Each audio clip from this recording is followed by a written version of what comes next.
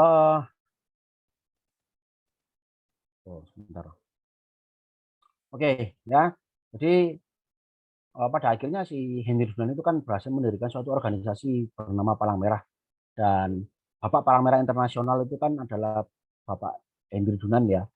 Bapak Palang Merah Internasional adalah Bapak Henry Dunant. Makanya setiap tanggal 30 Mei, setiap bulan Mei ya, maksudnya setiap bulan Mei ya, itu diperingati sebagai Hari Palang Merah Internasional ya. Kenapa bulan Mei ya? Yang pertama untuk menghormati jasanya beliau ya. Nah, diambil pada saat tanggal lahirnya beliau, tanggal 8 Mei tadi. Seperti itu ya. Dan memang kalau sedikit saya agak flashback ya, maju mundur ya. Kalau sedikit bicara masalah biografinya Hendri Dunant tadi, nah itu pada akhirnya beliau kan ditemukan oleh seorang jurnalis yang kemudian diserahkan kepada pemerintahan Swiss pada waktu itu. Ini loh apa namanya, Hendri Dunant yang berhasil mendirikan organisasi Palang Merah. Tolong diberikan yang sesuatu yang layak lah untuk beliau. Jadi ini seperti itu. Nah, makanya untuk menghormati jasanya jasanya beliau ya, karena beliau adalah seorang tokoh dari Swiss yang mana kita tahu Swiss itu adalah benderanya dasarnya merah berpalang putih ya, untuk menghormati jasanya beliau yang sudah mendirikan organisasi kemanusiaan itu tadi ya, organisasi sukarelawan. Makanya dibaliklah bendera Swiss yang mana dasarnya putih berpalang merah. Ini seperti itu ya. Dan di sini saya tegaskan tidak ada kaitannya dengan unsur agama. Jadi tidak ada kaitannya dengan salah satu unsur agama seperti itu. Jadi murni kebalikan bendera dari Swiss ya, yang mana Swiss benderanya palangnya putih berdasar merah ya, untuk menghormati jasanya Henry Dunant. Dibaliklah bendera tersebut dasarnya putih berpalang merah ya. Statusnya netral, apa namanya, harus ada perlindungan seperti itu ya. Jadi di sini saya tegas ya, di sini saya tegaskan sekali lagi, statusnya netral, tidak ada kaitannya dengan salah satu unsur agama seperti itu ya. Jadi bendera yang kita gunakan sampai hari ini ya karena itu. Tuh. Gerakan internasional ya, gerakan internasional Palang Merah dan Bulan Sabit Merah. Nah, teman-teman apa namanya, selaku calon anggota nih. Nah, ya selaku calon anggota, baik yang dulu sudah pernah menempuh di Kaki Palang Merah di SMP maupun SMA-nya, dan maupun yang baru mendapatkan di universitas hari ini ya. Nah, ini gerakan ini harus terpatri ya dalam kehidupan sehari-hari, harus dimasukkan dalam sanubarinya teman-teman juga, dan ini harus di apa ya? Ya harus diimplementasikan dalam kehidupan sehari-hari gitu loh ya. Nah, di sini ada 7, yaitu mulai kemanusiaan, kesamaan, kenetralan, kemandirian, kesukarelaan, kesatuan, dan kesemestaan seperti itu ya. Hanya 7 ya, jadi harus hafal dan harus diimplementasikan dalam kehidupan sehari-hari, baik pada saat teman-teman berseragam maupun pada saat teman-teman tidak berseragam. Nah, penjelasan seperti apa? Nah, penjelasannya bahwa yang pertama adalah kemanusiaan, ya, bahwa organisasi atau gerakan Palang Merah ini harus mengutamakan nilai-nilai kemanusiaan ya, apa namanya, martabat manusia itu tetap harus diutamakan gitu ya. Kalau coro Jawa ini yang ngewongke lah. Ya, nah coro Jawa ini ngewongke seperti itu. Itu yang kemanusiaan, yang kesamaan ya, bahwa derajatnya manusia di hadapan Tuhan itu sama ya. Baik yang dari Jawa Timur, dari Jawa Tengah, dari Papua, dari Kalimantan, dari Filipina ya. Baik yang kulitnya kuning langsat, hitam, ya coklat, ya sawo mateng, mau yang rambutnya lurus, berintik, ikal, mau rambutnya merah, kuning, hijau, ya, mau yang giginya maju, giginya tenggelam, ya, mau yang cantik, ganteng, semuanya sama, ya. Jadi derajatnya manusia di hadapan Tuhan itu sama. Jadi nggak boleh dibeda-bedakan, ya. Tuh. Netral, status kita netral ya. Jadi organisasi kita netral, tidak memihak siapapun ya, termasuk ada kaitan dengan unsur politik pun kita tidak ya. Jadi semuanya harus bertindak netral ya, tidak boleh ke kanan atau ke kiri ya. Mandiri ya, organisasi kita bersifat mandiri, tidak bergantung kepada organisasi yang lain ataupun pemerintah sekalipun ya. Lalu kesukarelaan ya, bahwa organisasi kita bersifat sukarela ya, non profit, tidak ada apa ya, ya unsur paksaan seperti itu ya. Kesatuan bahwa yang jelas setiap negara hanya ada satu organisasi ya, yaitu Palang Merah saja atau Bulan Sabit Merah saja. Dan kesemestaan ya, kesemestaan itu eh, organisasi Palang Merah itu lahir di seluruh dunia gitu ya. Itu secara umumnya seperti itu. Nah, sekarang kalau diimplementasikan dalam kehidupan sehari-hari seperti apa? Dalam realita hari ini, ya, terutama dalam kondisi pandemi COVID-19 hari ini, ya. Nah, jadi gerakan ini harus tetap apa namanya terpatri dalam kehidupan sehari-hari ya, nggak boleh nggak gitu loh. Karena teman-teman, nah ini juga calon anggota ya, ini juga calon-calon pahlawan kemanusiaan juga, sehingga ya nilai-nilai inilah yang harus ditanamkan dalam kehidupan sehari-hari. Gitu. Nah, seperti apa Mas kalau direlevansikan gitu, ya.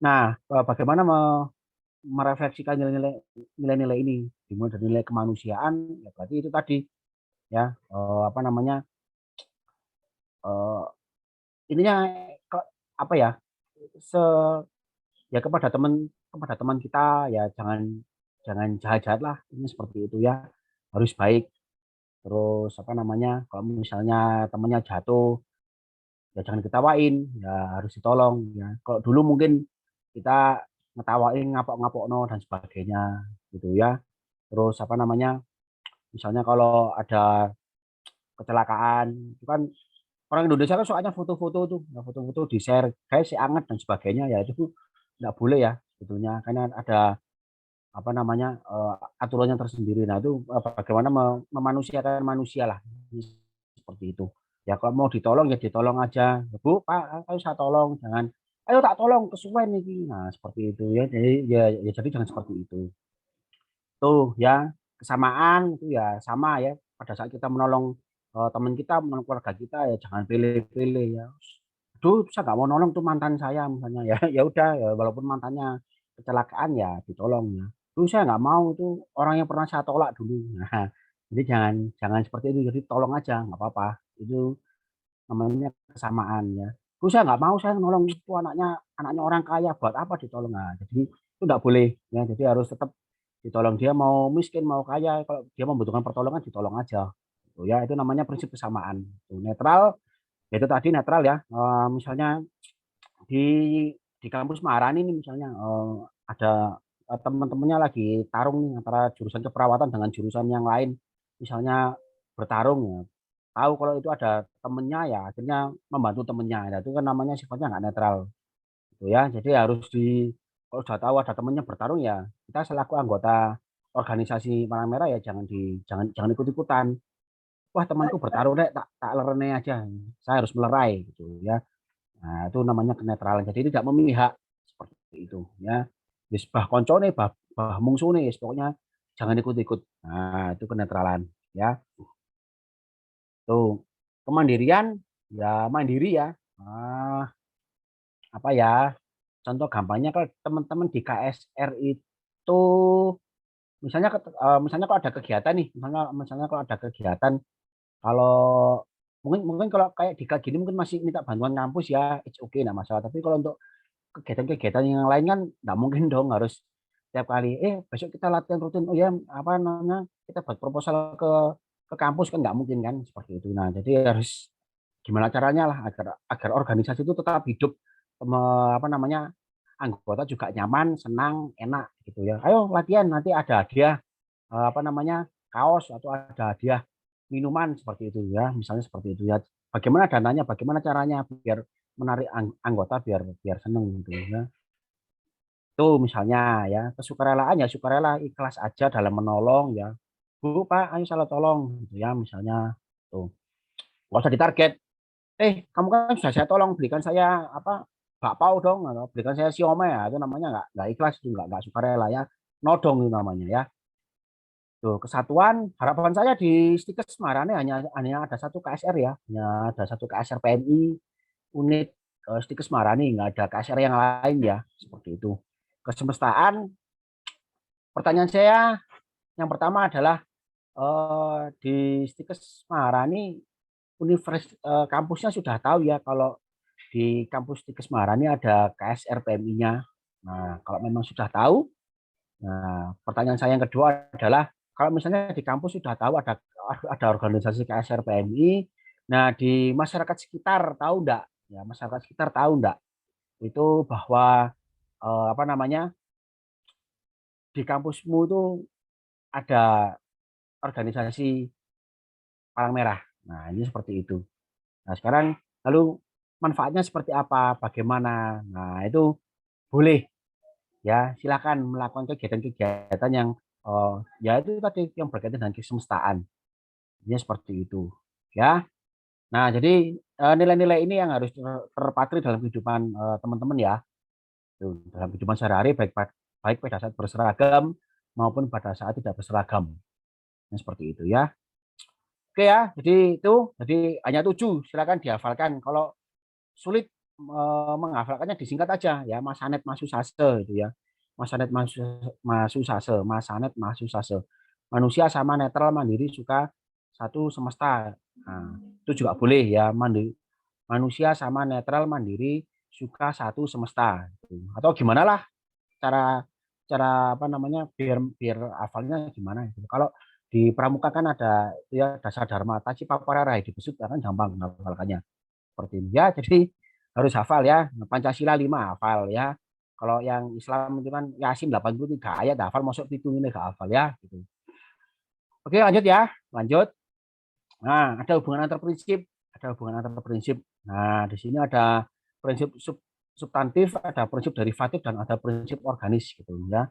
Kita mulai dari bawah ya, dari prinsip organisnya atau mulai dari batu pondasinya ya. Jadi ibarat rumah itu kan memang harus membentuk sebuah pondasi ya, agar agar apa namanya rumah tersebut kokoh gitu. Nah, rumah rumah itu dianggap sebagai sebuah organisasinya. Bagaimana organisasi itu biar kokoh ya harus ada batu pondasinya gitu. Nah, sekarang bagaimana bicara prinsip organis yaitu sukarela, semesta dan satu. Intinya adalah tanpa gerakan-gerakan ini adalah apa namanya organisasi tersebut ya nggak dapat bertindak ya atau kalau nggak ada gerakan-gerakan ini ya intinya organisasi Palang Merah nggak terbentuk ya dan gerakan ini juga nggak akan sampai ke kita dan ke masyarakat ini seperti itu ya itu dan ini adalah standar standar untuk pengaplikasian di lapangan itu ya ini prinsip organisnya lalu prinsip derivatifnya yaitu kenetralan dan kemandirian ya yang jelas ini adalah pengaplikasian dari prinsip substantif ya prinsip utamanya itu. Lalu yang jelas adalah untuk menjamin kepercayaan kepada masyarakat bahwa memang organisasi kita adalah benar-benar netral dan benar-benar mandiri gitu ya. Dan prinsip substantifnya ya atau prinsip yang utama ya ini adalah sebagai inspirasi sebuah gerakan ya bahwa gerakan kita adalah gerakan kemanusiaan ya dan itu ya, termasuk tujuan gerakan juga ya kesamaan tanpa ya nggak membeda-bedakan itu tadi serta yang menentukan suatu tindakan ya baik itu di masa perang maupun di masa damai ya. Nah, intinya seperti itu. Tuh ya. Next lah kita bahas lebih lanjut ya. Oke, lanjut ya. Lanjut. Oke, HPI ya, sedikit kita bahas masalah HPI juga ya. Yang jelas bicara masalah hukum kemanusiaan internasional itu eh, apa ya tujuannya bukan untuk menghentikan peperangan. Tujuannya bukan untuk menghentikan peperangan, akan tetapi apa ya untuk mengurangi dampak dari suatu konflik atau peperangan itu seperti itu ya. Nah tujuannya itu membatasi dampak dari konflik bersenjata seperti itu ya. Nah di sini ada tiga ya. Yang pertama adalah memberikan perlindungan kepada mereka yang tidak terlibat atau tidak lagi terlibat dalam pertempuran gitu ya. Yang tidak terlibat itu siapa ya orang-orang sipil yang nggak terlibat adalah orang-orang sipil. Kalau yang tidak lagi terlibat itu adalah kita menyebutnya kombatan. Nah, kombatan itu adalah orang-orang yang berperang, yang mengikuti perang, yang memegang senjata, tapi terluka dan dia sudah nggak sanggup lagi untuk perang seperti itu ya. Ini tidak lagi terlibat dalam pertempuran.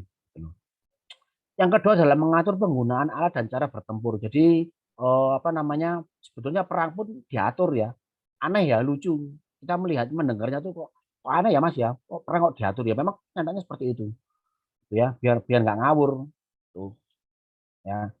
Lalu yang ketiga adalah membatasi serta meringankan penderitaan yang diakibatkan oleh perang itu. Jadi perang itu kan selalu menimbulkan dampak ya, baik secara fisik non fisik ya.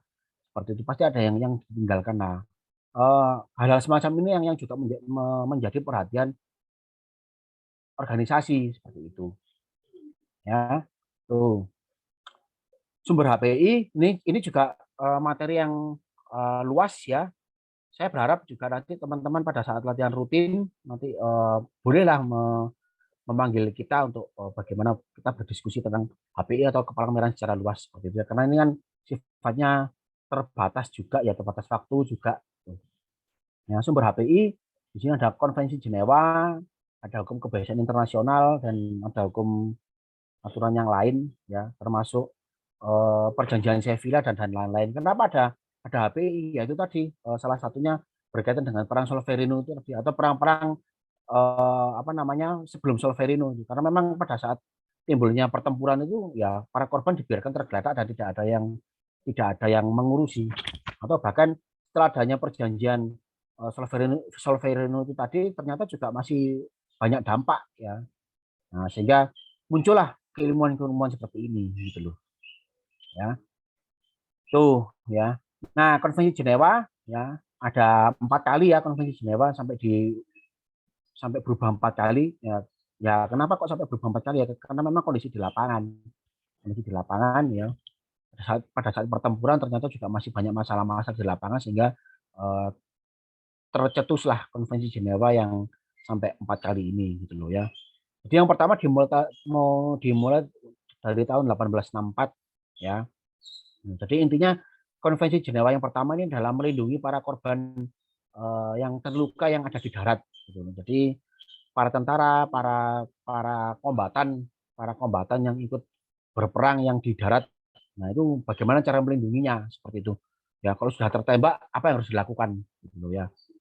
Nah teman-teman kalau sering melihat film, ya sering melihat film perang itu kan kadang saking mangkelnya musuhnya ya, saking saking jengkelnya musuhnya itu sampai ditembaki secara membabi buta gitu, sampai kalau sudah menyerah, saya menyerah, tapi tetap dibunuh ya, dibunuhnya secara brutal, ya tubuhnya sampai hancur. Nah itu enggak boleh ya. Nah ini juga termasuk dalam HPI sebetulnya. Ya, jadi ditembak sampai tubuhnya hancur ini enggak boleh. Nah, sekarang kalau sudah tertembak apa yang harus dilakukan? Nah, ini tugasnya Palang Merah atau organisasi kemanusiaan untuk masuk menolong para korban tersebut. Ya musuh enggak boleh enggak boleh intimidasi, intinya seperti itu. Gitu ya. Lalu yang kedua intinya adalah bagaimana bagaimana para melindungi para korban yang ada di lautan seperti itu ya. Misalnya kapal karam ya, kapal karam sama ya teman-teman kalau pernah melihat film-film perang pertempuran itu kan kalau misalnya ada pesawat menembaki kapal-kapal induk yang ada di lautan kan akhirnya sampai dibom dan sebagainya sampai akhirnya kapalnya terbalik tenggelam gitu. Nah, itu kan masih banyak para awak kapal yang kemudian menceburkan diri ke lautan ya untuk dia istilahnya menyelamatkan diri lah gitu loh. Nah itu kan orang-orang yang mengapung di lautan itu kan hidup matinya kan ya tipis ya, kita nggak akan pernah tahu apa yang ada di bawah lautan itu.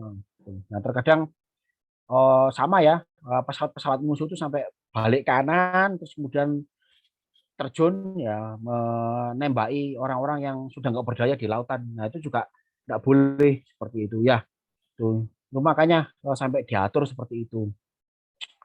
Tuh. Lalu yang ketiga adalah perlakuan terhadap tawanan perang gitu ya. Nah, tawanan perang pun juga menjadi perhatian kita gitu loh ya. Karena juga seorang tawanan itu nggak akan pernah tahu hidupnya. Apakah dia besok masih hidup ataukah hidup tapi cacat ataukah hari ini saya sudah kehilangan nyawa saya nggak akan bertemu dengan keluarga saya lagi atau kalau memang punya keluarga ya pasti punya keluarga ya bagaimana orang tua saya, bagaimana anak istri saya, bagaimana suami saya dan sebagainya lah seperti itu bagaimana keluarga di rumah apakah rumah saya hancur dan sebagainya seperti itu. Nah itu kan tawanan juga nggak akan pernah tahu jadi hidup matinya juga nggak jelas seperti itu. Nah ini tugasnya kita ya masuk masuk untuk menanyakan tersebut gitu ya mungkin mau menuliskan surat wasiat atau apa gitu ya jadi prinsip kemanusiaan yang harus digunakan gitu loh. Jadi bagaimana ngewongki lah gitu loh. Ya bolehlah menjadi seorang tawanan tapi bagaimana tentara itu memperlakukan seorang tawanan. Jadi jangan kalau kita lihat di film-film itu kan seperti dilakukan seperti syaratnya sendiri ya dilakukan seperti binatang gitu ya. Nah itu eh, sangat keji, sangat sangat keji sekali ya itu nggak boleh. Sebetulnya. Nah ini yang menjadi perhatian khusus untuk organisasi gitu loh. Dan yang terakhir ini Konvensi Jenewa yang terakhir tahun 1949 ya perlindungan terhadap orang-orang sipil ya perlindungan terhadap orang-orang sipil di waktu perang seperti itu ya. Nah orang-orang sipil di sini siapa? Yang pertama adalah pemuka agama ya pemuka agama kemudian wanita dan anak-anak ya atau ya ya orang sipil lah ya tuh, pemuka agama wanita dan anak-anak itu adalah orang-orang sipil yang harus dilindungi seperti itu. Jadi kalau jadi wanita tuh enak ya selalu dilindungi gitu ya. Selalu yang cowok itu selalu salah kok ya. Tuh, ya. Tuh, jadi pemuka agama, wanita dan anak-anak itu adalah orang-orang sipil yang harus dilindungi seperti itu. Dan dia bukan menjadi sebuah sasaran gitu. Makanya kalau pernah lihat film perang juga itu, jadi terjadi tembak-tembakan di tengah lapangan itu. Lagi seru-serunya ternyata ada salah satu tentara yang melihat warga sipil yang ketakutan akhirnya dicoba hentikan ya stop don't shoot biasanya seperti itu ya jangan tembak dulu gitu.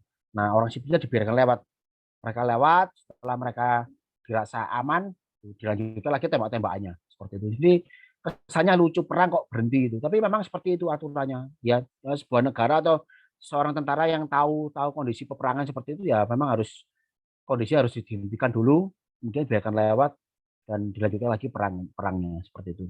Sama halnya seperti tragedi Semanggi tahun 98 itu juga sama kok ceritanya sama kurang lebih sama seperti itu ya bentrok antara mahasiswa dengan aparat keamanan ya lempar-lemparan batu dan sebagainya kemudian terlihat ada korban tergeletak ya. Nah salah satu baik itu aparat maupun mahasiswa mencoba untuk berhenti dulu sejenak ya berhenti dulu sejenak. Nah petugas yang menolong itu masuk ke arena, kemudian diambil semua, ditolong, ya. Kalau dirasa setelah aman, dilanjutkan lagi lempar-lemparannya. Jadi seperti itu, ya. Kelihatannya lucu, tapi memang ya itu tadi ya kenyataannya ya seperti itu, tuh ya. Jadi ini konvensi Jenewa, gitu ya. Dan bicara HPI, terutama di era hari ini juga masih panjang ya, terutama sekarang era era Society 5.0, era pembelajaran abad 21 ya, terutama dengan canggihnya teknologi ternyata terus berkembang. Jadi tidak nggak hanya berkutat yang namanya perang itu kan nggak hanya menggunakan senjata ya, tapi juga menggunakan.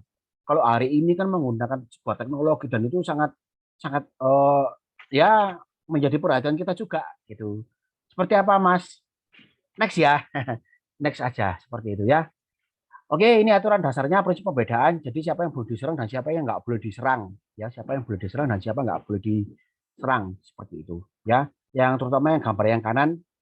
Nah, jadi walaupun mereka berseragam, itu sudah dipastikan atau pastikan saja bahwa kendaraannya juga nggak ada senjatanya ya. Kalau senjata kita apa sih? Paling ya cuma suntik gitu ya, suntik, pincet ya, betadin, apalagi ya, povidone iodin ya, air mengalir ya cuma itu aja ya senjata kita apalagi gitu ya. Jadi nggak ada yang apa ya, nggak ada yang perlu dicurigai lah gitu, seperti itu ya.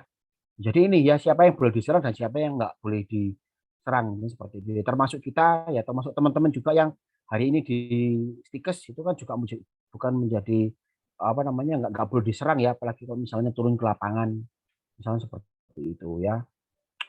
Oke lambang ya lambang-lambang pembeda itu sebetulnya banyak banget ya sebetulnya banyak banget gitu loh. Makanya pada saat buku Unsuveter dan Solferino itu di apa namanya disebarkan ke ke berbagai negara itu kan juga ternyata ada beberapa negara yang memang apa namanya tertarik ya dengan berdirinya suatu organisasi sukarelawan itu kan akhirnya dia menggunakan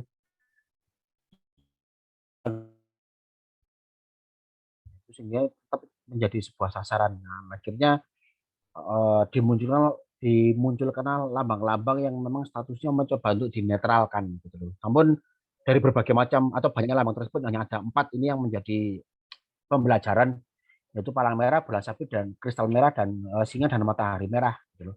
Namun singa dan matahari merah itu bukan lagi menjadi sesuatu yang eh, digunakan lagi karena memang yang dipermasalahkan itu bukan singa dan matahari merahnya tapi pedang yang dipakai oleh singanya itu karena kita kan adalah organisasi yang netral ya jadi ya kesannya kok bagaimana gitu kok ada sebuah pedang gitu sehingga eh, Persia atau Iran Irak ya sejak tahun 1980 sudah tidak lagi menggunakan lambang singa dan matahari merah sehingga apa namanya untuk negara-negara Jazirah Arab atau negara-negara yang memang berbasis Islam Muslim yaitu menggunakan lambang bulan sabit merah dan untuk kristal merah itu digunakan oleh negara Israel seperti itu. Tuh ya, ini contoh-contoh negara yang menggunakan lambang palang merah ya dan masih banyak lagi. Dan ini adalah contoh-contoh negara yang menggunakan lambang bulan sabit merah ya seperti itu. Jadi di sini saya ingatkan lagi ya, ini prinsip kesatuan ya, prinsip kesatuan. Nah, di suatu negara hanya ada satu lambang palang merah saja atau bulan sabit merah saja seperti itu. Ya, jadi tidak boleh ada organisasi yang lain. Tuh. Fungsi lambang ya, fungsi lambang ada dua sebagai tanda pelindung dan sebagai tanda pengenal ya. Ya tanda pelindung ya tandanya besar ya digunakan pada saat perang ya biasanya digunakan di depan di belakang kalau misalnya ada kendaraan seperti seperti contoh gambar itu ya berarti ya di atas di belakang depan kanan kiri ya itu harus menggunakan lambang palang merah ya tujuannya biar nggak menjadi sebuah target kenapa kok harus di atas mas ya bisa jadi kita memasuki wilayah wilayah yang nggak dikendaki kemudian ada helikopter atau pesawat yang berpatroli kemudian kalau lihat oh itu ada organisasi palang merah ya berarti ya bukan menjadi sebuah sasaran intinya seperti itu bagi tanda pengenal lambangnya kecil ya digunakan pada saat masa damai ini seperti itu ya jadi itu harus dihafalkan ya fungsi lambang sebagai tanda pelindung dan sebagai tanda pengenal ya ya ini ya not a target ya kita bukan target ya teman-teman yang saat ini di Stikes juga menjadi bukan menjadi sebuah target ya seperti itu ya karena kita sudah menggunakan lambang palang merah kita menggunakan ya menggunakan organisasi lambang organisasi sehingga statusnya netral ya tidak boleh apa namanya ya nggak boleh tembak ya nggak boleh dibunuh dan di dianiaya dan sebagainya seperti itu ya tapi makanya kita tetap harus tenang gitu. Mas, bagaimana kok kondisi seperti ini? Ya, itu makanya kita belajar COC dan server access itu. Nanti coba sedikit kita bahas ya. Tuh. Not a target ya. Kita bukan menjadi sebuah target atau bukan menjadi sebuah sasaran.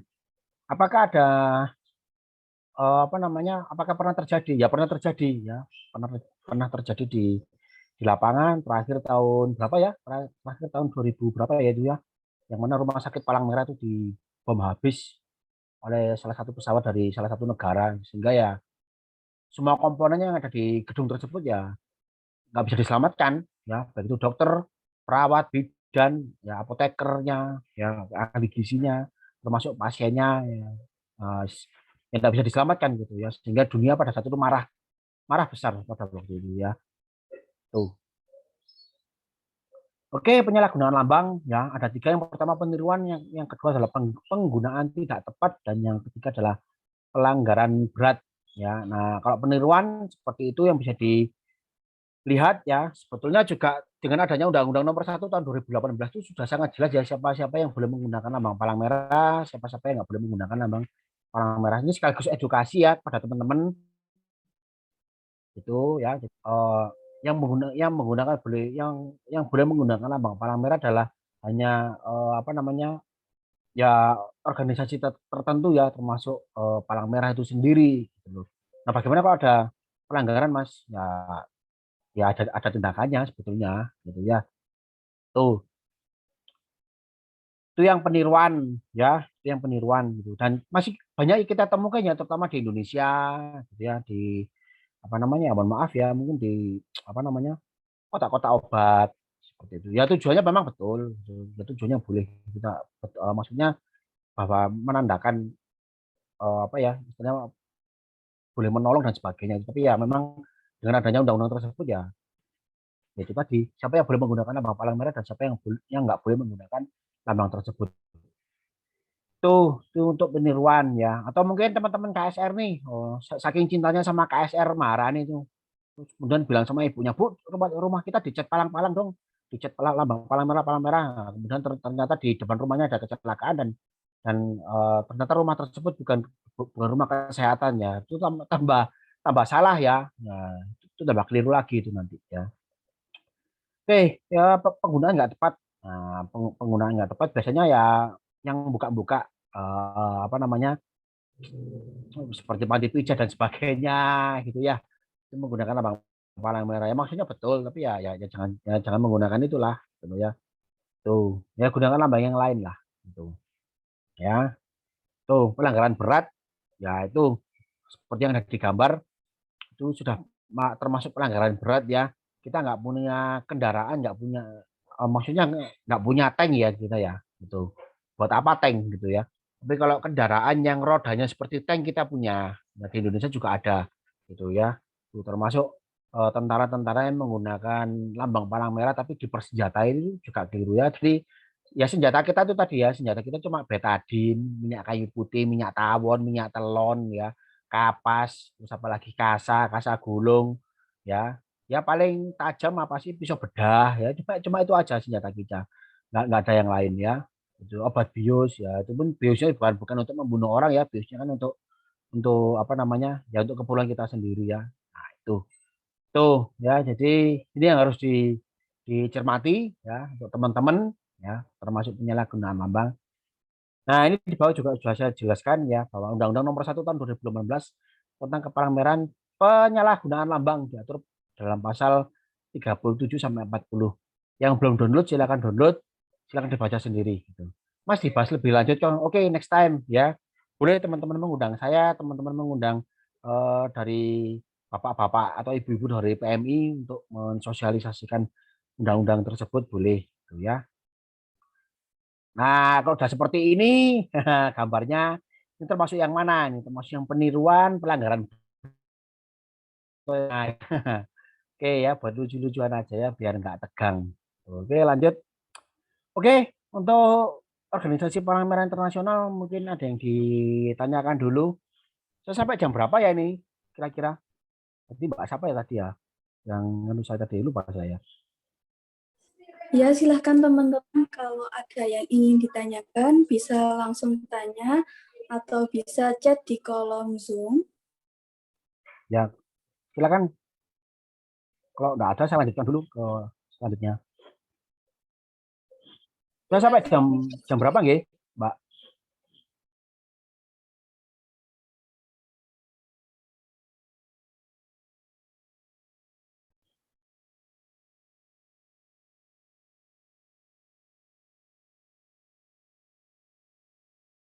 Dilanjut dulu ya. Dilanjut. Ya, Mas, bisa dilanjut dulu. Ya. Pak Mutiara ini saya sampai jam berapa nggih? Takutnya Sampai kok jam 12, Mas. oh sampai jam 12. Oke, kurang 1 jam ya kira-kira ya. Oke.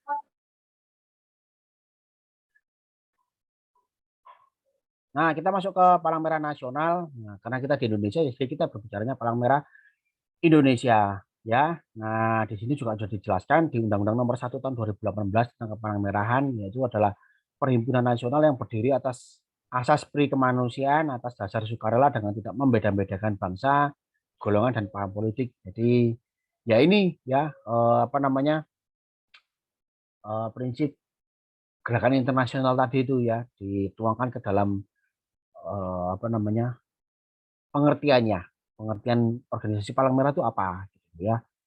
PMI didirikan untuk membantu dan meringankan penderitaan sesama manusia akibat bencana baik alam maupun non alam. Gitu. Dan memang tugasnya sudah nyata dan terlihat ya, terutama kalau di Kota Malang sendiri teman-teman bisa melihat eh, bagaimana kita bergerak ini seperti itu dan di kota-kota lain lah, gitu ya. Kalau bicara sejarahnya sama ya, kita pada saat era Belanda ya di era Hindia Belanda negara kita juga dulu namanya masih Hindia Belanda sehingga tahun 1873 itu juga sempat didirikan organisasi Palang Merah, tapi namanya bukan Palang Merah Indonesia, tapi Palang Merah India Belanda ya. Netherlands Indie Rode Kruis ya, seperti itu.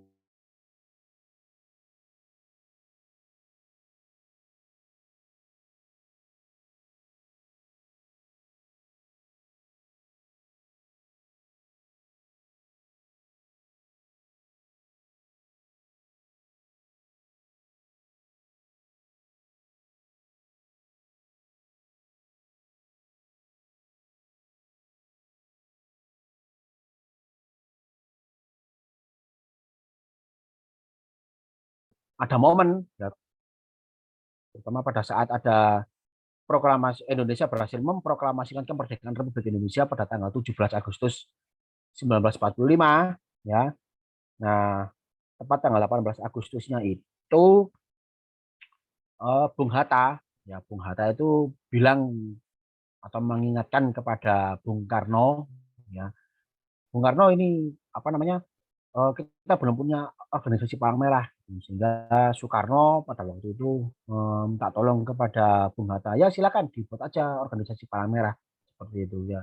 Nah, Bung Hatta itu juga maksudnya Bung Karno juga melalui Bung Hatta dan meminta tolong kepada Menteri Kesehatan pada waktu itu Bapak Buntaran ya. Tolong ini dibantu ya Bung Hatta, tolong dibantu untuk membentuk organisasi Palang Merah nasional seperti itu ya. Tuh. Nah, akhirnya apa namanya dibantu oleh panitia 5 ya. Kalau tadi kan ICRC namanya komite 5 ya. Kalau ICRC namanya komite 5, kalau ini namanya panitia 5 ya. Nah, panitia 5 namanya itu ya Bapak Mukhtar, Bapak Badar Johan, Bapak Juwana dan Marzuki dan Citanala gitu loh ya. Nah, kelima orang inilah akhirnya yang memprakarsai berdirinya organisasi Palang Merah Indonesia seperti itu ya. Tuh. Dan akhirnya tepat 1 bulan setelah Republik Indonesia merdeka ya, atau tepat tanggal 17 September 1945 berdirilah organisasi Palang Merah Indonesia. Makanya setiap tanggal 17 September itu kita selalu memperingati Hari Palang Merah Indonesia. Tuh. Jadi tanggal 8 Mei kita peringati sebagai Hari Palang Merah Internasional, dan tanggal 17 Mei kita peringati sebagai Hari Palang Merah Indonesia gitu loh. Dan ketua yang pertama adalah Bapak Dr. Andes Muhammad Hatta itu. Ya, makanya kalau di apa namanya? Salah satu unsurnya terbentuknya sebuah negara itu kan ada 4 ya. Unsur-unsur maksudnya unsur-unsur terbentuknya negara itu kan ada 4 ya. Selain apa namanya punya wilayah, punya pemerintahan, punya rakyat ya, terus punya punya apa namanya punya aturan dan sebagainya. Nah, itu ternyata salah satu syarat untuk mendirikan sebuah negara itu dibentuknya organisasi nasional gitu loh. Ya, kalau saya baca dari referensi lain itu bahwa PMI ini adalah organisasi nasional pertama ya, organisasi nasional pertama yang ada di Indonesia seperti itu. Kalau kita bicara organisasi pertama pra kemerdekaan itu adalah Budi Utomo ya, tapi kalau organisasi pertama pasca kemerdekaan itu adalah eh, Palang Merah Indonesia seperti itu ya. Tuh ya. Nah, untuk meresmikan tersebut maksudnya setelah PMI terbentuk, nah, untuk meyakinkan bahwa organisasi Palang Merah benar-benar menjadi eh, organisasi yang diakui, sehingga pada bulan Juni 1950 itu Indonesia PMI itu resmi masuk di organisasi ICRC dan diakui, dan bulan Oktober tahun 1950 itu PMI juga masuk dan tergabung di IFRC, sehingga dunia dunia atau ICRC itu memahaminya atau tahunya itu adalah bahwa organisasi Palang Merah yang ada di Indonesia namanya PMI atau Palang Merah Indonesia. Intinya seperti itu. Jadi nggak ada organisasi Palang Merah yang lain, gitu ya. Oke, berdirinya itu diperkuat oleh Kepres RIS ya, Republik Indonesia Serikat tahun 1950 ya, karena memang setelah Indonesia merdeka itu kan Belanda masuk lagi tuh ya, untuk memecah belah Republik Indonesia, dan negara kita kan sempat menjadi negara RIS ya, makanya diperkuat seperti itu dan kembali ke kedaulatannya Republik Indonesia dan diperkuat lagi tahun 1963 tentang tugas pokok dan kegiatan itu ya. Lambang yang kita gunakan seperti ini ya, palang merah Indonesia seperti backgroundnya teman-teman ya, seperti backgroundnya teman-teman yang teman-teman pakai seperti itu ya. Tuh ada simbol palang, kemudian apa namanya, ada lekuk-lekuk 5 ya. Itu juga ini ada filosofisnya, ini juga ada materi sendiri ya. Tuh, jadi lekuk-lekuk 5 itu diibaratkan sebagai bunga asli Indonesia, yaitu bunga melati, termasuk karena Indonesia juga berasaskan Pancasila, jadi 5 tersebut juga termasuk apa namanya merupakan Pancasila sebagai dasar negara Republik Indonesia. Intinya seperti itu ya, dengan penambahan apa namanya, nama palang merah Indonesia. Jadi tulisan palang merah Indonesia seperti itu ya, nggak ada yang lain. Nanti kita bahas di CID seperti apa ya. Jadi yang besar hanya PMI-nya ya, alang, erah, dan Indonesianya harus huruf kecil seperti itu ya. Kalau di Word itu pakai trebuchet atau apa namanya, Helvetica apa istilahnya ya itu. Oke, tugas pemerintahan diserahkan ke PMI ada dua, yaitu tugas utama dan tugas berbantuan. Yaitu tugas utama ada 5, tugas berbantuan ada 3. Yaitu tugas berbantuan ada 3. Oke, tugas utama. Nah, yang pertama adalah memberikan bantuan korban konflik bersenjata dan gangguan keamanan lainnya. Ini juga sudah sangat sering sekali kita lakukan ya. Masuk konflik sosial. Terakhir seperti di penanganan kasus di Jakarta Utara beberapa tahun yang lalu ya. Jadi bentrok antara petugas keamanan dengan masyarakat, dan pada waktu itu memang petugas keamanan nggak sanggup lagi bagaimana membendung masyarakat yang sudah semakin liar istilahnya. Nah, di sini PMI mencoba untuk turun membantu menengahi antara aparat dan apa namanya, masyarakat, dan akhirnya berhasil. Tuh ya, lalu memberikan pelayanan donor darah. Nah, teman-teman terutama yang di Stikes Mara nih, saya harapkan terutama di kondisi pandemi saat ini tetap apa namanya, ada donor darah ya, ada kegiatan donor darah. Kalau misalnya di kampusnya nggak boleh mengadakan donor darah, boleh silakan mengadakan donor darah untuk di PMI ya, boleh. Jadi tapi panitianya dari teman-teman sendiri. Tuh, silakan ajak teman-temannya, ajak warga sekitar ya. Oh, ajak sekolahnya juga boleh. Sekolah apa tuh namanya, SMM atau apa ya itu ya. Saya lupa ya. Pembinaan relawan salah satunya seperti ini ya. Sayangnya kita harus daring ya. Kalau nggak daring ya bisa saya ceritakan apa namanya, bagaimana pembinaan relawan itu ya, dan siapakah yang disebut relawan dan sebagainya ya. Melaksanakan diklat kepala merahan ya, salah satunya seperti ini ya. Eh, Seperti Zoom ini menyebarluaskan informasi ke palang merah. Jadi harapan teman-teman semua, para pemateri, nah nanti setelah adanya materi kepalang merahan ini, ya maksudnya bukan tugas saya saja, tapi juga tugasnya teman-teman sebagai anggota palang merah itu untuk menyebarkan ilmu ini, gitu ya. Tuh, jadi biar nggak ada yang tanya-tanya apa sih KSR itu, apa sih palang merah itu, gitu ya. Lalu yang kedua adalah tugas perbantuan, membantu penanganan bencana alam baik dalam dan luar negeri ya. Nah, itu eh, ya sampai detik ini masih kita lakukan ya. Nah, masih kita lakukan, terutama yang teman-teman yang di Semeru itu juga masih terus diperbantukan di sana ya.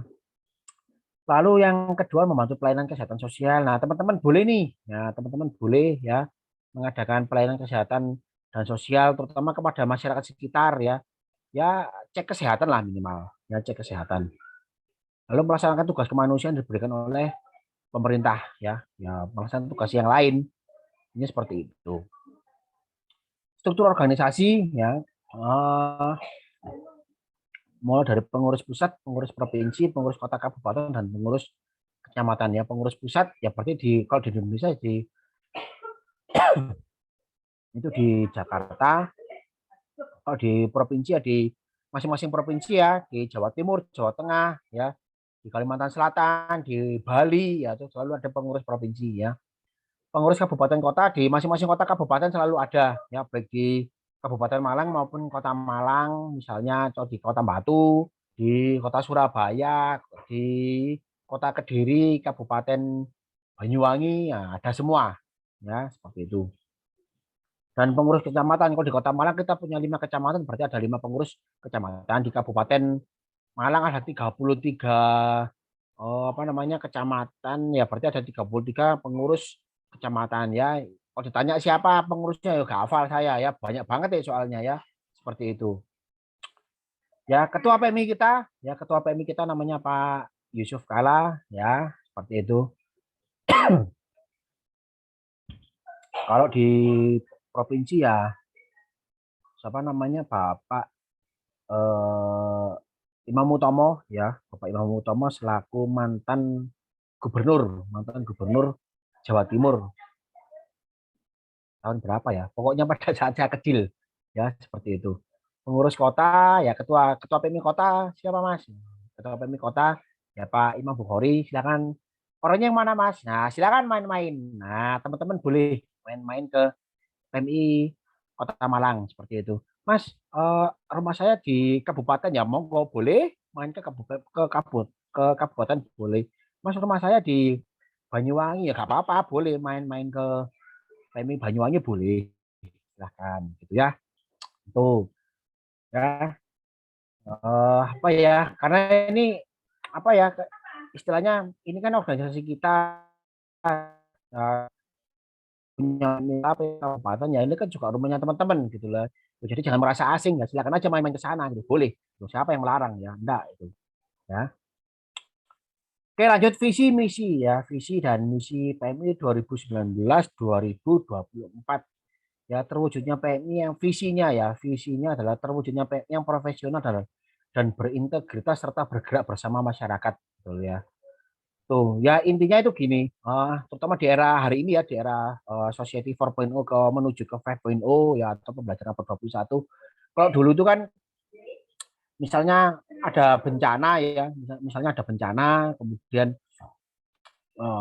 organisasi turun memberikan suatu layanan ya selesai ya, seperti itu. Tapi yang hari ini dilakukan itu adalah bagaimana organisasi itu memberikan pelayanan kepada masyarakat yang memang membutuhkan, tapi juga ngajak, jadi ngajak masyarakat biar masyarakat itu biar biar bisa hidup mandiri, biar survive pasca bencana, misalnya seperti itu gitu loh. Jadi biar masyarakat nggak selalu bergantung kepada sebuah organisasi. Jadi dan organisasi juga tidak bekerja sendiri, jadi juga ngajak masyarakat, ayo gitu loh, apa namanya, eh, apa yang harus kita bantu gitu, apa namanya, ya intinya mengajak bergerak bersama masyarakat ini, seperti itu ya. Jadi biar biar organisasi juga nggak bergerak, nggak bekerja sendirian tuh. Itu visinya. Misinya ada 3. Yang pertama adalah memelihara reputasi organisasi Palang Merah Indonesia gitu. Ya, berbicara masalah reputasi, jadi intinya di sini teman-teman ya, teman-teman itu harus eh, apa ya, hati-hati sekali ya, karena kita berbicara masalah citra organisasi. Kalau kita berbicara masalah citra organisasi, jadi ya kalau teman-teman sudah menggunakan seragam Palang Merah, ya harus hati-hati. Yaitu tadi bagaimana gerakan internasional dan Palang Merahnya harus digunakan ya. Makanya baik pada saat berseragam maupun pada saat nggak berseragam, gitu. Terutama lebih-lebih pada saat berseragam. Jadi citranya, untuk menjaga sebuah citra itu kan harus harus hati-hati sekali gitu ya, terutama apa ya, kalau di lapangan misalnya eh, ini ada orang kecelakaan nih, terus tahu ada salah satu ada salah satu anggota Stikes Marani menggunakan lambang palang merah, tapi tugasnya provokasi. Nah itu kan malah malah nyalahi aturan, nggak boleh gitu. Ini dari kampus mana sih? Kampus Stikes Marani. Nah, nanti yang kena Stikesnya lagi, yang kena organisasinya lagi. Stikes Marani di mana tuh? Di Kota Malang. Oh pasti bilangnya PMI Kota Malang. Nah, nanti yang kena PMI Kota Malang lagi. Seperti itu ya. Jadi harus hati-hati sekali kalau sudah menggunakan lambang seperti itu. Kalau teman-teman apa namanya, sudah menggunakan lambang ya harus harus apa namanya, menjaga citra organisasinya seperti itu. Ya. Sering nggak Mas seperti itu? Oh ya ada aja lah, ada aja. Makanya saya setiap kali misalnya kalau mau tugas di PMI, saya kan selalu menggunakan jaket, tapi kadang saya selalu apa namanya, eh kadang menggunakan seragam ya. Nah, kadang kadang ada orang yang tahu, masnya dari Palang Merah ya, ya minta, minta tolong Mas gitu. Masa saya mau nolak gitu? Ya nggak mungkin dong gitu loh ya. Tuh, kayak kejadian kemarin itu, eh kebetulan pas saya di jalan ada kecelakaan, ya udah saya tolong aja. Pak saya dari Palang Merah boleh nolong nggak Pak? Udah, boleh, oh ya silakan Mas silakan dulu. Ya udah ditolong aja gitu. Kalau misalnya butuh ambulan ya nanti langsung ambulan, kalau enggak ya udah saya tangani sendiri selesai gitu ya kan. Oh ya Mas terima kasih Mas ya untung ada sampean. Nah itu ya jadi menjaga menjaga citranya sampai di sana gitu. Makanya harus hati-hati sekali ya. Itu pada saat berseragam dan menggunakan lambang ya. Tapi kalau nggak menggunakan lambang juga apa namanya juga harus dijaga bener-bener gitu. Apalagi kalau orang yang tahu, oh iki anu iki arek Palang Merah iki, yo saking ae nggak seragam ah. Sampai seperti itu. Kalau ada orang yang tahu ya harus hati-hati makanya tuh. Nah, jadi benar-benar dijaga citranya ya. Jadi harus diubah image-nya, harus diubah perilakunya. Ini seperti itu ya. Menjadi yang kedua yang menjadi organisasi kemanusiaan terdepan ya, memberikan layanan berkualitas ya, itu tadi ya harus ikhlas, prinsip kesukarelaannya, prinsip kesatuannya, prinsip kesemestaannya ya, jadi harus ikhlas aja ya, menolong tanpa pamrih gitu ya. Tuh ya, terus aku akan menolong paling gak kayak popo lah, jangan seperti itu ya, tetap harus ditolong gitu ya. Nah apalagi teman-teman stikes ya, ada jurusan apa sih keperawatan, jurusan bidan, masa nggak mau nolong gitu ya. Tuh. Yang ketiga meningkatkan integritas dan kemandirian organisasi gitu ya. Tuh ya lagi-lagi dengan kondisi hari ini, kondisi apa namanya Society 5.0, pembelajaran abad 21 kan ada forsi itu ya, ada forsi critical thinking, kolaborasi, komunikasi. Jadi semuanya harus bergerak bersama-sama itu tadi ya. Tuh ya. Jadi bergeraknya sesuai dengan visi PMI itu tadi ya, bergerak bersama masyarakat. Nah, itu seperti itu. Jadi tahu ya, sudah tahu ya visi misinya PMI 2019-2024. Jadi teman-teman harus paham, harus tahu. Jadi paling tidak harus sudah saya sosialisasikan tentang visi dan misi dari PMI 2019-2024. Seperti itu ya. Nah, di sini ada 3 pilar, ada pengurus, staf, dan sukarelawan. Ini juga satu kesatuan komponen yang tidak bisa dipisahkan. Karena memang kalau misalnya ada apa-apa di lapangan, yang terjun ke lapangan itu ya eh, apa namanya yang paling utama itu adalah sukarelawannya dulu gitu kan. Tuh, karena memang yang kita yang selalu berjibaku dengan masyarakat ya, kita selalu sering bercengkrama dengan masyarakat, kita selalu sering apa namanya berhadapan dengan masyarakat itu ya ya para relawannya seperti itu ya. Dan kalau kalau apa namanya pengurus dan staf itu kan yang pada akhirnya membuat sebuah kebijakan, ya, membuat sebuah aturan, membuat pelaksananya di lapangan dan sebagainya itu ya. Nah, ini ada istilah lagi anggota gitu. Mas, apa Mas anggota itu Mas gitu ya. Apa bedanya dengan sukarelawan gitu loh. Ya anggota itu juga bisa jadi relawan, juga belum tentu menjadi menjadi relawan Palang Merah gitu loh. Ya intinya adalah cara ya cara gampangnya seperti ini. Saya punya duit banyak nih ya, sultan lah. Saya sultan misalnya, punya duit banyak ya, apa ya istilahnya, kalau orang Indonesia punya apa sih? Rich man ya, rich man atau apa gitu. Saya punya uang 200 miliar misalnya. Saya suka sama sama organisasi Palang Merah gitu. Ya udah deh, uang ini saya serahkan semuanya kepada organisasi Palang Merah gitu. Palang Merah, saya punya punya duit nih, tak kasih duit gitu. Terserah mau dibuat apa gitu ya.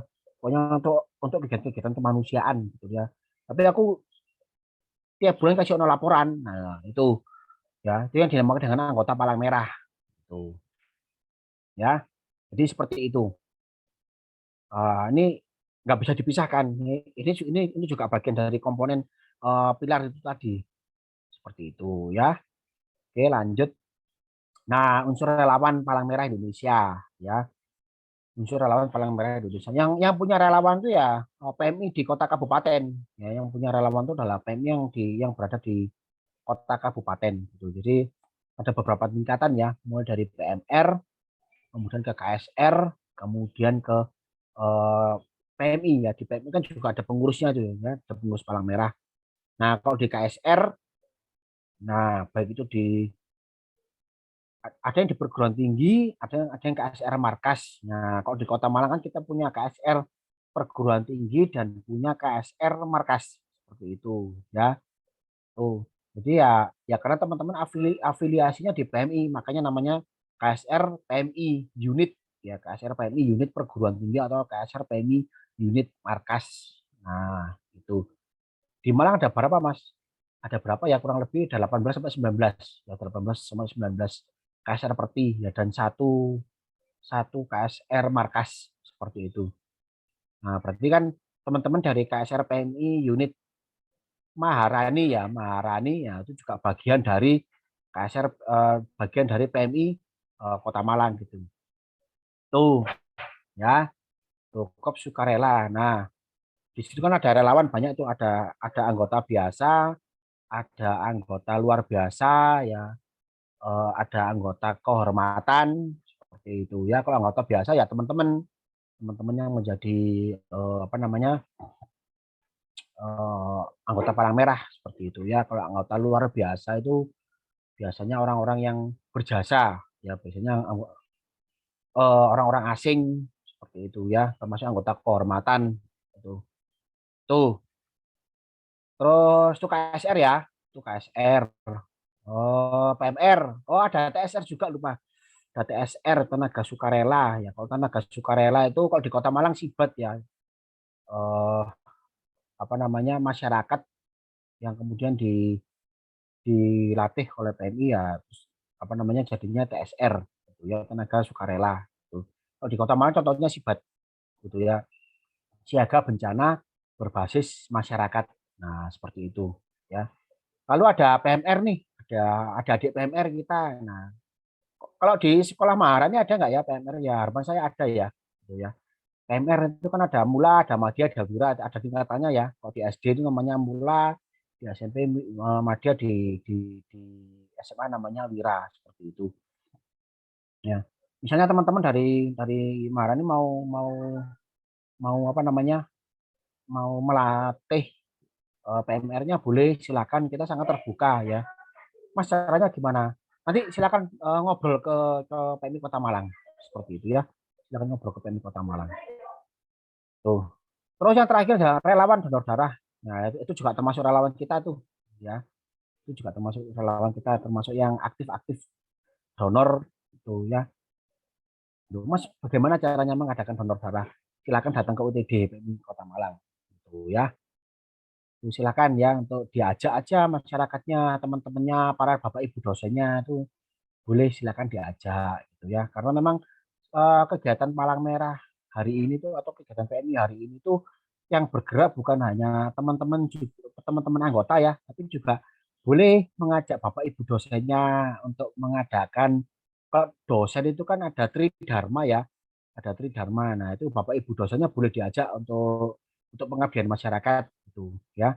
Nah, sebagai contoh seperti apa namanya, di Semeru kemarin itu, teman-teman KSR PMI Kota Malang, nah, itu berhasil mengumpulkan dana, kemudian apa namanya, selain menyalurkan dananya ke pengungsi atau yang membutuhkan yang ada di Semeru pada waktu itu, juga beberapa beberapa universitas juga sempat memanfaatkan itu ya gitu. Jadi bagaimana bentuk pengabdiannya terserah gitu ya. Mas, boleh nggak mendirikan rumah di sana? Boleh, silahkan. Mas, boleh nggak membantu masyarakat dalam bentuk yang lain? Contohnya seperti apa ya? Seperti pelayanan kesehatan sebagainya. Boleh, silahkan.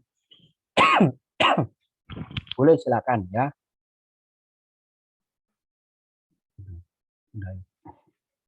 Seperti itu ya. Jadi seperti apa namanya? Salah satu contohnya seperti itu.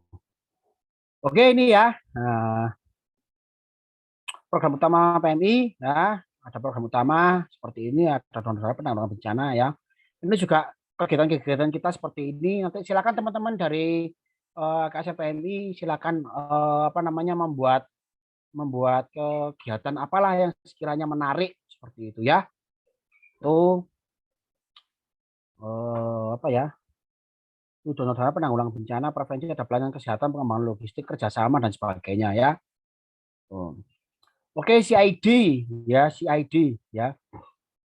CID. Nah, ini corporate identity. Jadi lambang-lambang seperti ini ya, teman-teman, logo-logo seperti ini yang sesuai aturan CID yang boleh digunakan ya. Aturan CID seperti ini yang boleh digunakan. Jadi teman-teman dari apa namanya?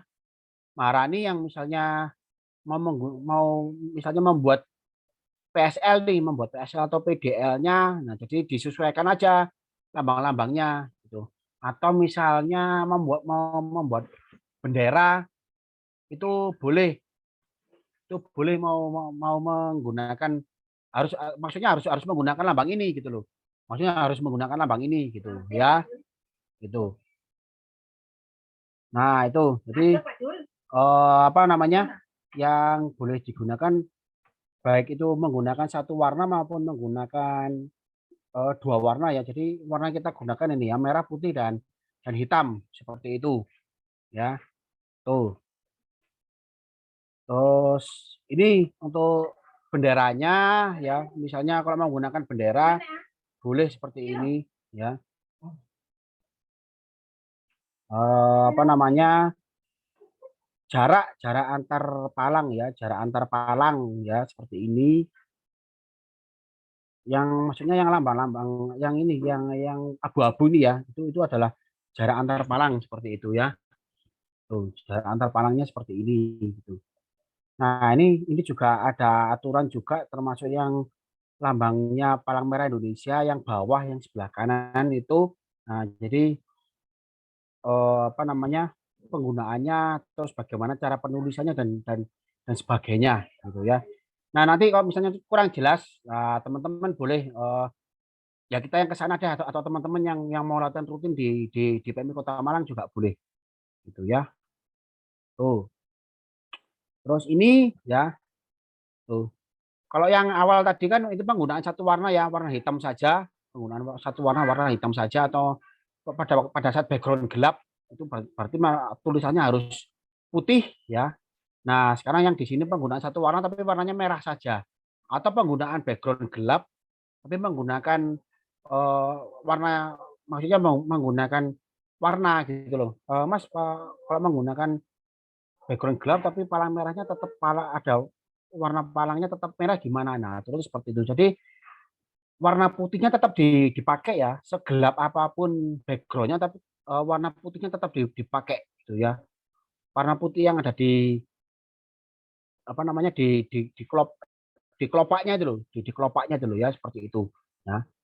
Nah, termasuk yang bawah sendiri ya, termasuk yang bawah sendiri. Jadi semakin terang backgroundnya ya semakin gelap tulisan palang merahnya seperti itu atau menggunakan warna hitam gitu ya. Dan semakin gelap backgroundnya, jadi tulisannya harus menggunakan warna putih gitu ya. Jelas ya di sini. Oke. Nah, jadi dari apa yang sudah saya jelaskan tadi, kira-kira yang benar mana yang salah yang mana teman-teman? Ada yang bisa menjawab? Yang salah yang mana, yang benar yang mana? Dari apa yang sudah saya jelaskan. Nah, termasuk contoh pakai baju batik ini kan saya juga menggunakan batik berlogo palang merah ya. Nah, jadi hanya yang digunakan hanya lambangnya saja tapi tidak menggunakan palang merah Indonesia gitu. Tapi boleh nggak Mas kalau batik tapi ada tulisannya lambang palang merah Indonesia? Ya boleh, nggak apa-apa, boleh silakan aja.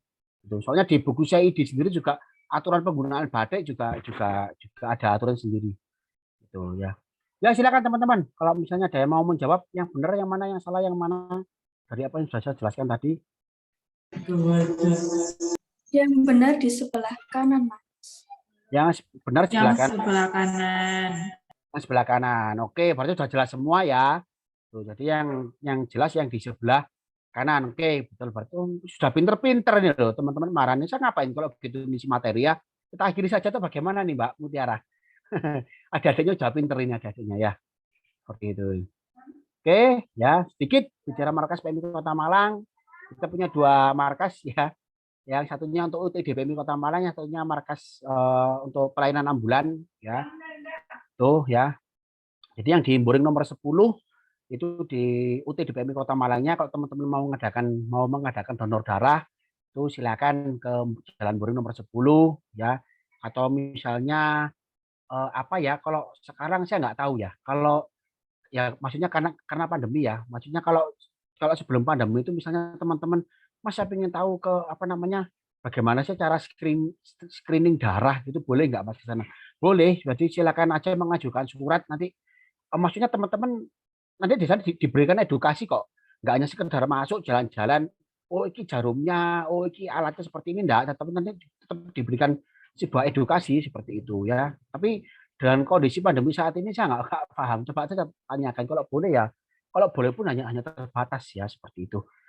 Nah, kalau di Jalan Baru nomor 19 itu ada pelayanan ambulannya. Misalnya ada teman-teman di jalan bertemu dengan apa namanya kejadian terus butuh ambulan, ya silakan menghubungi Jalan Baru nomor 19 butuh ambulan. Mas saya ingin tahu ambulannya PMI Kota Malang seperti apa, silakan main-main ke Jalan Baru nomor 19. Mas saya ingin tahu rodanya ambulan itu bentuknya seperti apa, ya silakan ke Jalan Boring nomor 19. Mas saya ingin tahu ketuanya PMI Kota Malang itu seperti apa beliaunya, bagaimana profilnya, boleh ke Jalan Boring 19, silahkan ya.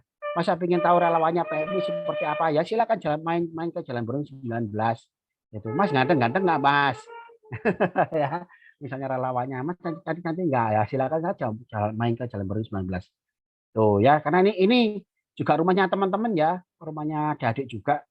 Mas apa namanya, wifi di kosan saya pedot, boleh nggak numpang? Numpang kan? Ya, numpang, kalau numpang boleh.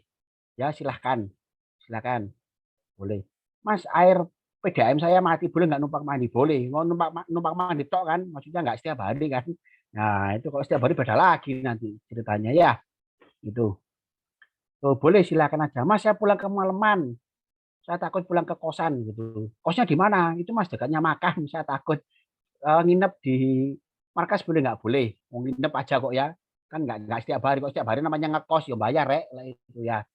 Tuh ya, boleh, boleh main-main ke sana boleh. Gitu ya. Tuh numpang istirahat misalnya di sana boleh, nggak masalah, itu oke. Karena ini juga rumahnya teman-teman. Gitu ya. Kalau mau swab antigen juga boleh di sana. Gitu. Saya kurang promosi apa lagi itu. Ya, disilakan. Tuh, masa mau pulang kampung mau swab antigen boleh nggak? Boleh, boleh. Berapa biaya? Wis main-main ke sana. Kalau tak kasih tahu di sini malah nggak seru nanti ya. Gitu. Tuh ya. Terus apa lagi ya? Mau ya itulah pokoknya main-main ke sana lah. Tuh, ini nomor teleponnya ya. Nomor teleponnya silakan ditelepon, tapi juga jangan dibuat mainan, apalagi sampai diteror ya, jangan sampai ya. Tuh, Mbak Mutiara udah tahu ya, mungkin ya nomor yang bawah tuh ya, yang nomor HP-nya. Tuh ya, gampang ya, 364617, gampang hafalkannya kok ya. Tuh, ini ketua PMI-nya ya. Mas pingin tahu fotonya di mana ya? Main dong ke PMI Kota Malang, nanti tak kasih tahu foto-fotonya. Tuh ya. Tuh, terima kasih ya. Barangkali ada pertanyaan ya. Sebelum lanjut ke materi yang satunya, katanya ada materi yang lain, Mbak ya. Iya, baik teman-teman, sebelum lanjut di materi, apakah teman-teman mau bertanya? Jika teman-teman ingin bertanya, langsung saja bisa on Silakan. mic-nya, atau mungkin bisa langsung chat di kolom Zoom. Ya barangkali malu gitu ya, bisa dicat. Jadi gini teman-teman, esensinya materi ini adalah kalau diibaratkan itu ini adalah pelajaran sosiologi atau antropologi ya, gitu. Jadi kita untuk mendekati suatu masyarakat itu kan harus tahu, gitu. Kita harus mengenalkan suatu organisasi kita gitu. Karena memang tidak semua masyarakat itu apa itu Palang Merah gitu loh ya. Yang dikhawatirkan kan itu, gitu ya. Tuh, nah jadi bagaimana kita mendekati masyarakat itu, mengenalkan itu tadi gitu. Tapi kalau masyarakat sudah tahu, oh ya Palang Merah sudah tahu, saya sudah tahu kiprahnya ya, it's okay, malah kita malah enak, malah enjoy gitu. Tapi kalau mereka belum tahu apa itu Palang Merah, nah inilah esensinya materi ke Palang Merah. Jadi bukan hanya bicara sejarah saja gitu. Apalagi nanti setelah ini kita akan membahas materi COC dan SA ya seperti itu. Nah nanti sedikit kita perdalam lah gitu loh ya. Jadi gitu Mbak Mutiara ya. Silakan teman-teman kalau mau ada pertanyaan itu. Mohon izin bertanya. Ya, silakan silakan. Terkait tentang logo. Ada beberapa contoh seperti mungkin dari perguruan tinggi yang lain terkait untuk logo yang sudah tadi dijelaskan. Bahwasanya ada ketentuan ukuran dan lain sebagainya. Tapi ada beberapa teman-teman kampus lain yang itu logonya hanya palangnya saja sama bunganya, terus ada tambahan-tambahan seperti logo yang pernah dibuat kayak ada elang terus ditimpa oleh logo PMI seperti itu, apa memang diperbolehkan gitu? Ya, terima kasih dengan Mbak Rizka. Mbak Rizka aslinya mana Mbak Rizka? Malang. Oh, Malang. Malang mana Mbak? Kabupaten. Kabupaten Kyo, Mbak. Masuk Oh, Bapak. di Pakis, di Pakis. Oh, ngomong Pakis ya angel men. Ya, terima kasih Mbak Rizka ya. Mbak Rizka kayaknya pertanyaannya bagus kan nih Mbak Rizka, memang apa namanya? Apa istilahnya di lapangan sering kita temui seperti itu ya. Sering kita temui seperti itu. Jadi ya inilah salah satunya penyebar luasan ilmu kepalang merah itu seperti ini gitu loh. Makanya saya setiap kali diklat itu selalu sedikit saya apa ya istilahnya sedikit saya lama-lamakan di materi-materi tertentu, termasuk kondisi CID-nya saya lama-lamakan, kadang saya sindir-sindir seperti itu karena memang kita penyamaan visi, penyamaan apa namanya lambang seperti itu gitu loh.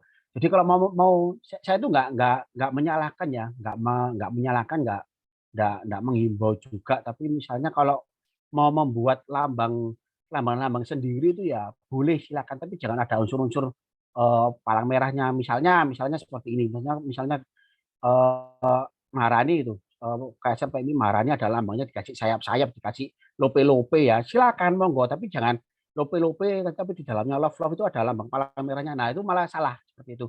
Yang benar seperti apa? Yang benar seperti itu Mbak, yang di backgroundnya Mbak Rizka itu. Jadi ada lambangnya, ada lambang universitasnya. Saya nggak tahu ya ini lambang universitas atau lambangnya KSR, baru di sebelahnya itu ada lambang palang merahnya. Tapi yang kalau menurut CID yang baru, ya menurut CID yang baru itu eh, cukup kalau cukup apa itu lambang universitas plus ada lambang palang merah itu sudah menjelaskan bahwa oh ternyata ini adalah KSR PMI unit Stikes Maharani Malang. Itu sudah sangat mewakili seperti itu. Tapi Mas boleh nggak sih Mas membuat logo-logo yang lain? Saya bilangnya ya monggo silahkan, tapi jangan ada lambang-lambang palang merah yang lain. Ini seperti itu gitu loh Mbak. Tuh, mau dikasih lambang sayap-sayap, dikasih lambang apa namanya ya bentuk-bentuk cinta-cintaan, tapi cinta-cintanya itu jangan dikasih lambang palang merah, itu malah malah nyalai aturan gitu loh. Maksudnya itu untuk lambang internal saja gitu loh. Ya maksudnya untuk lambang internal saja, jangan jangan ada untuk eksternal lain jangan gitu loh. Termasuk di PMR saya sendiri juga di PMR saya sendiri saya gitu saya tegaskan gitu loh. Kamu boleh membuat lambang-lambang tentang palang merahmu boleh gitu, PMR-mu boleh, tapi apa namanya kalau itu untuk internal internal aja ya, tapi kalau untuk eksternal itu jangan dikeluarkan seperti itu loh. Gitu. Jadi ya apa namanya cukup lambang logo logo sekolah plus ada tulisan palang merah, logo palang merah plus ada lambang tulisan palang merah Indonesia. Jadi seperti itu Mbak Rizka. Itu ya. Oke, baik, terima kasih. Sama-sama. Jadi ini edukasi juga ya buat teman-teman termasuk di KSR-KSR yang lain. Saya selalu seperti itu gitu loh ya. Tuh. Makasih Mbak Rizka. Saya kembalikan ke Mbak Mutiara. Ya, baik. Terima kasih Mbak Rizka. Untuk teman-teman yang lain, apakah ada yang ingin bertanya? Jika tidak ada yang ingin bertanya, apakah saya boleh bertanya, Mas? Oh boleh. Oh Mbak Mutiara sendiri yang bertanya. Silakan Mbak Mutiara. Tadi kan di fungsi lambang ada pelindung dan tanda pengenal. Nah, untuk orang yang memakai atribut berlambang palang merah itu, apakah ada aturan khusus seperti kita harus penampuan atribut atau tidak, Mas? Terima kasih. Ya, terima kasih Mbak. Gitu loh. Jadi itu tadi ya, memang menggunakan lambang itu harus hati-hati, menjaga sebuah citra organisasi juga harus hati-hati gitu. Nah, kalau misalnya terkait dengan apa yang ditanyakan Mbak Mutiara, ya intinya yang boleh menggunakan lambang palang merah siapa? Ya anggota palang merah, Mbak. Anggota palang merah, relawan palang merah gitu. Ya sehingga ya dan dinas-dinas tertentu ya, seperti dinas ketentaraan ya, seperti itu karena memang eh, pada saat kita tugas di lapangan itu nanti yang akan menentukan seperti itu ya. Kalau terkait dengan apa yang ditanyakan oleh Mbak Mutiara tadi, apakah harus apa Mbak diklat dulu, diklat atau apa gitu ya? Penempuhan, Mas. Oh penempuan, maksudnya di sini penempuan gimana Mbak maksudnya? Kalau kita di PMR dulu kan ada penempuan seperti sekraf, penempuan yang lain itu di KSR apakah kita juga perlu atau tidak gitu, Mas? Kalau kalau seperti itu apa namanya? Kalau saya sih jawabnya seperti ini sih Mbak. Kalau saya jawabnya. Jadi ini kan teman-teman seperti ini kan. Nah, teman-teman diklat seperti ini ya, diklat kepala merahan dan beberapa materi yang lain ya. Nah, kemudian eh kalau enggak salah itu nanti Mbak maksudnya Maharani itu nanti ada semacam ujian PMI seperti itu ya. Itu. Nah, itu boleh. Nah, melakukan seperti itu boleh. Itu memang harus ya gitu. Tapi kalau seperti di PMR ada penempuan sekelas dan sebagainya, nah itu saya kembalikan ke organisasinya masing-masing kalau itu. Nah, kalau untuk masalah menggunakan lambangnya, ya maksudnya setelah melaksanakan di Palang Merahan ini, karena kan sudah dianggap sebagai anggota resmi Palang Merah ya, seperti itu ya itu boleh menggunakan lambang palang merah. Jadi seperti itu, Mbak. Tapi kalau untuk yang diklat-diklat yang lain, misalnya ada diklat lanjutan, ada penempuan ini itu dicemplung-cemplung kali ya itu kita serahkan ke internalnya masing-masing lah seperti itu, Mbak. Gitu. Ya, tapi kalau untuk masalah penempuan itu tadi ya sudah karena setelah mendapatkan diklat kepalang merahan ya sudah karena kan apa namanya teman-teman sudah sah nih sebagai anggota Palang Merah, ya boleh menggunakan lambang Palang Merah itu. Tapi ya itu tadi harus hati-hati pada saat di lapangan kan ya itu tadi saya kembalikan ke materi-materi yang sebelumnya ya citra organisasi terus pada saat menggunakan lambang Palang Merah jadi harus hati-hati. Gitu Mbak Kamu Baik, Tiara. terima kasih Mas Enda. Ya, Untuk teman-teman yang lain silahkan bagi yang ingin bertanya langsung saja bisa on mic-nya atau kalau misalkan malu bisa chat di kolom Zoom.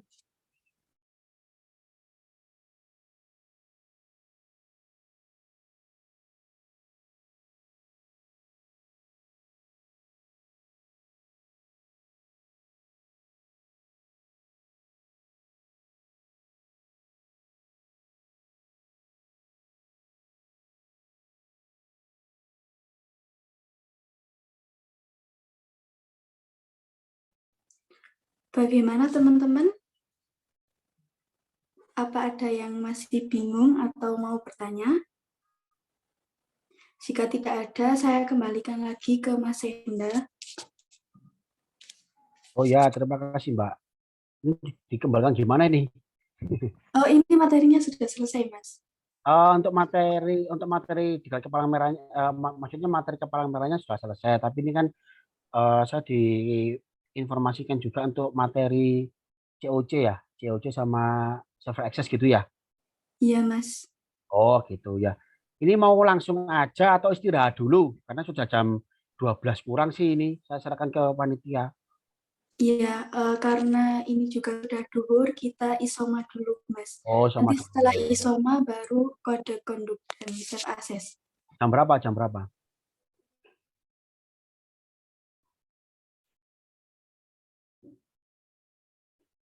Jam 12:30, Mas. Oh 1:30. Ya wis, saya Ya. manut ya, saya manut. Ini saya live dulu atau di sini aja? Boleh untuk live, boleh untuk stay di Zoom, Mas. Oh gitu ya. Terus nanti tak masuk lagi. Jam 12:30 ya. Iya, Mas. Ya, oke. Oke, nanti setengah satu saya tak masuk lagi. Setengah satu kurang tak masuk lagi. Materinya cuma sebentar kan untuk pengenalan aja. Untuk COC sama SA-nya. Gitu ya. Iya, Mas. Oh ya. Ya wis gitu aja. Untuk materi kepalamerahan saya akhiri dulu di sini. Saya terima kasih kepada teman-teman termasuk panitia juga. Istirahat dulu ya karena memang materinya sangat panjang. Mungkin teman-teman juga capek ya sudah berapa jam ini tadi ya. Apa namanya nge-zoom terus ya. Gitu. Iya. Iya, ya wis nanti setengah satu masuk lagi wis. Ya wis gitu aja. Terima kasih. Saya tak izin live dulu. Terima kasih Mbak Mutiara dan teman-teman. Ya, Baik, selamat terima siang. kasih kembali Mas Enda.